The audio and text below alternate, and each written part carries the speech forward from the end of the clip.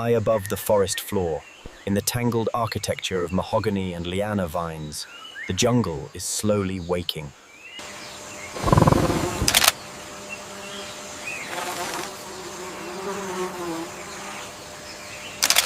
It is a silent wanderer, riding the gentle thermal currents upward through the layers of the forest.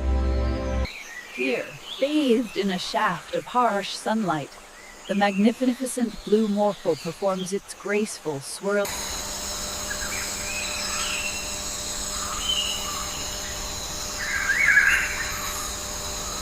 They are nestled perfectly together on a thick horizontal branch, their soft coppery brown fur puffed against the slight chill of the morning air.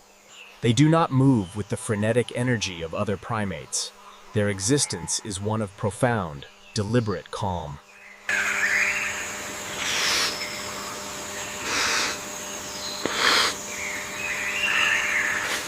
Beside him, his mate mirrors the movement.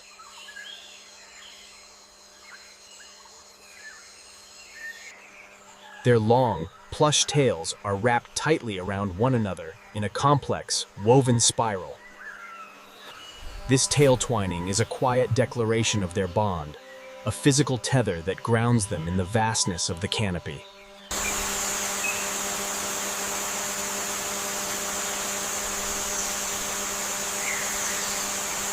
He begins to groom her, his movements methodical and soothing. The male searches for tiny flecks of salt, isolating them with precise thumbs before gently lifting the speck away with his lips.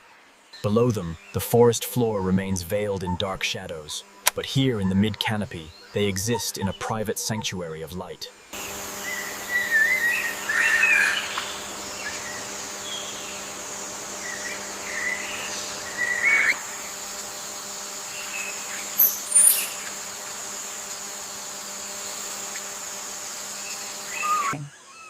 They will sit here for hours, letting the heat seep into their bones, anchored by their intertwined tails. The blue morpho, having rested briefly on the underside of a nearby palm frond, releases its grip.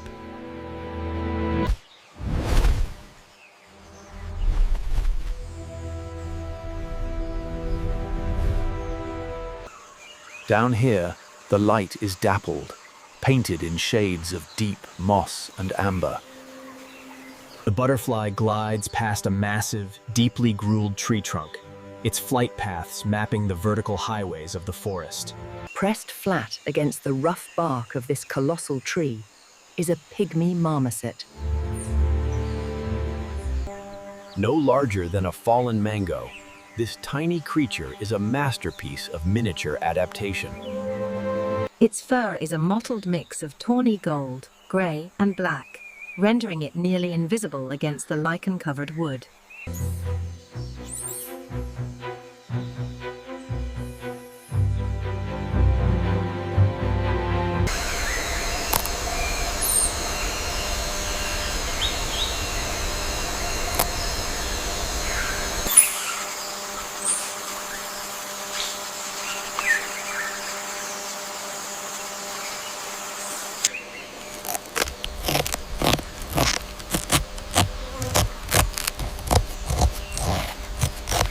It is not eating the wood, it is excavating.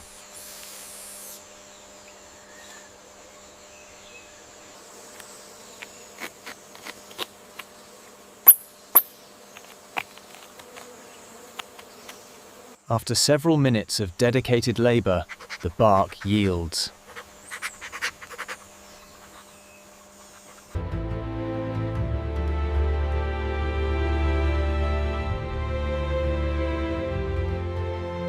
The marmoset pauses, its large, expressive amber eyes scanning the surrounding foliage for any sudden movement.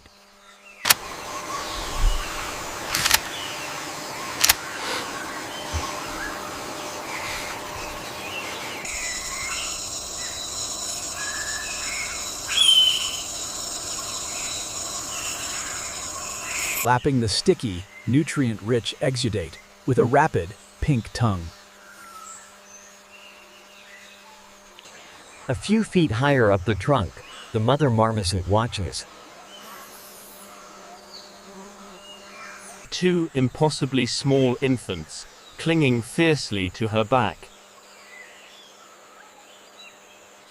They are safe in this vertical world, deeply absorbed in the quiet harvest of the tree's lifeblood.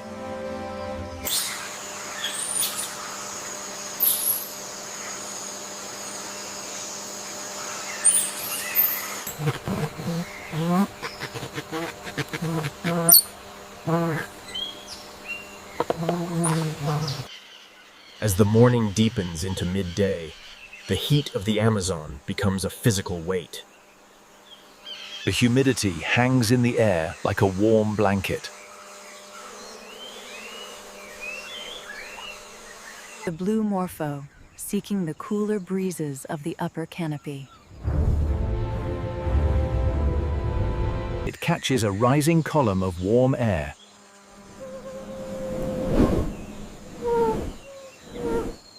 It spirals effortlessly upward, past the mid-level vines, up into the emergent layer where the branches sway gently in the high winds. Here, the leaves are smaller, tougher, designed to withstand the blistering sun.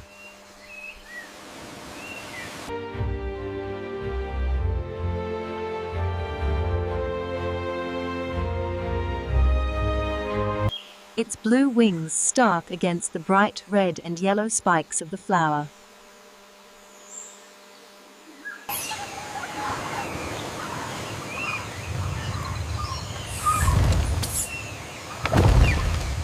They move with an elegance that defies the dizzying height, running along branches thinner than a human wrist with absolute certainty.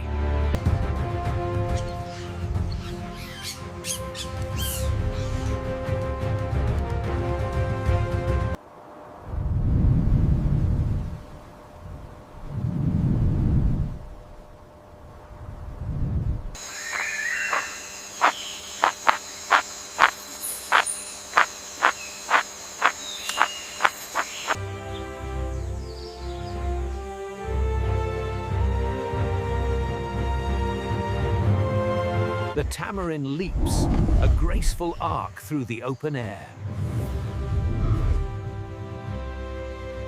Landing softly on the thick, waxy leaves of the plant. The massive bromeliad leaf bounces only slightly under his weight. Deep within the core of the bromeliad, a small pool of rainwater has collected, creating a miniature ecosystem high above the earth.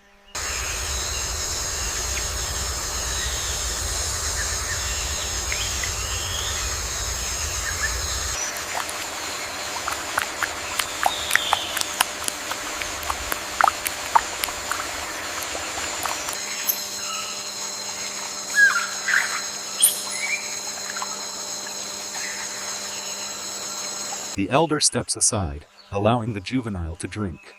There is no competition here, only the shared rhythms of a foraging family. They pluck small, sweet berries from a nearby vine.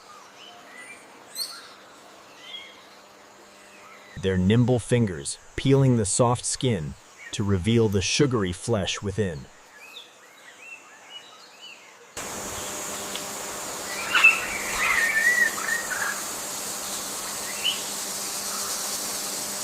Masters of their sunlit domain, entirely removed from the shadows of the earth below. The sun begins its slow descent, shifting the angle of the light. Deep in the heart of the jungle lies the Igapo, the flooded forest. Here,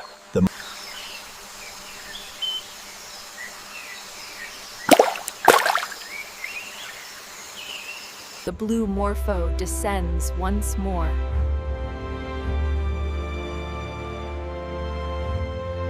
Its reflection glides perfectly beneath it. Two brilliant blue creatures navigating the boundary between air and water.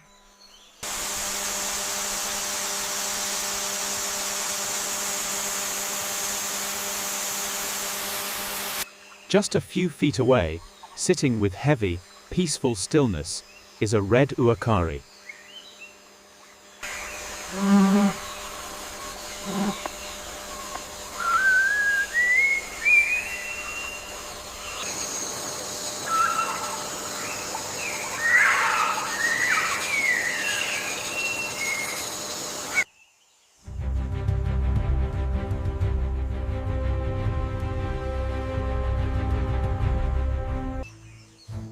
With a slow, powerful reach, the Uakari pulls the branch closer. It places the pod between its molars and bites down. A sharp, loud crack echoes across the quiet water.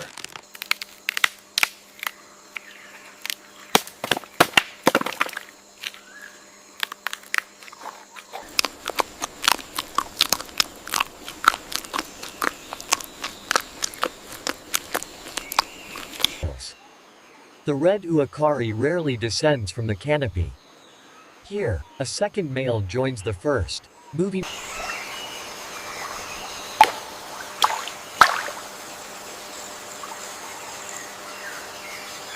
The afternoon wears on, turning the light into a rich, syrupy gold. High above the flooded forest, moving through the middle canopy, are the ghosts of the Amazon. A pair of white-faced Saki monkeys travel through the trees. They do not run, nor do they swing, they float.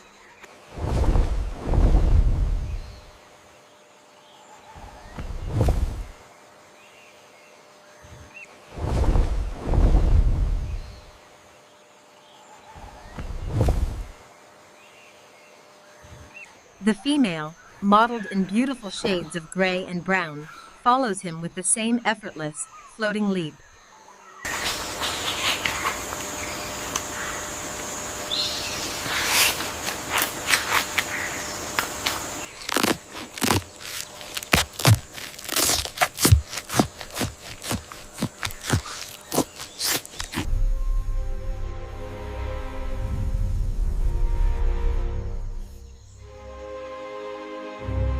A large female hangs suspended beneath a branch, entirely supported by the tight coil of her tail.